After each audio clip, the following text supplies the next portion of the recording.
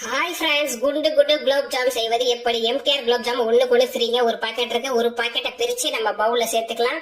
Gulab jam மாவுல எப்பவுமே பால் ஊத்தி தான் பிசையணும். பாலை காய்ச்சி ஆற வச்சு அதை கொஞ்ச நேரம் ஃப்ரிட்ஜில் வச்சிருங்க. லைட் ஜில்னஸ் வந்தோன்னே ஜில் பாலை ஊத்தி மாவு பிசைனா கண்டிப்பா குலோப் ஜாம் வந்து வெட்டிச்சு போகாது. நல்லா முழு பொண்ணு அழகா உருட்டு வருவாங்க.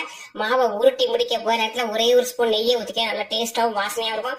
மாவை நல்லா உருட்டி வச்சுட்டு உருண்டையை வந்து அழுத்த கொடுக்காம மெதுவா மயிலுட்டா அப்படியே லைட்டா உருட்டுற மாதிரி லைட்டா விட்டுருங்க. லைட்டா உருட்டி வச்சுக்கலாம். வடிப்பே இல்லாம பார்த்தீங்க, அப்பதான் சூப்பரா இருக்கும். இப்ப உருண்டையெல்லாம் உருட்டி வச்சாச்சு. ஜீரா காய்ச்சிக்கலாம். கேஸ் ஆன் பண்ணி பாத்திரம் வச்சு தேவையான தண்ணியை ஊத்தி தேவையான ஜீனியை போட்டு ஏலக்காய் விதையை மட்டும் நசுக்கி அதுல சேர்த்துக்கங்க. பாகுபதம் வரணும்னு அவசியம் இல்லை. லைட்டா ஜீனி நல்லா கரைஞ்சிட்டு பிசு பிசு வந்தா போதும் இறக்கி வச்சிருக்க. லைட்டு சூடுலயே இருக்கட்டும். எண்ணெயை காய வச்சுங்க. அடுப்பை சிம் பண்ணிக்கங்க. ஊட்டி வச்ச பால்ல உள்ள இறக்கி விட்டு கரண்டியை போட்டு கொடணும் குடையாம அப்படியே மயில் விட்டா மேல போல பெரட்டி பெட்டி அப்படின்னா எல்லா பக்கமும் நல்லா ஒண்ணு போல செவதுருவாங்க.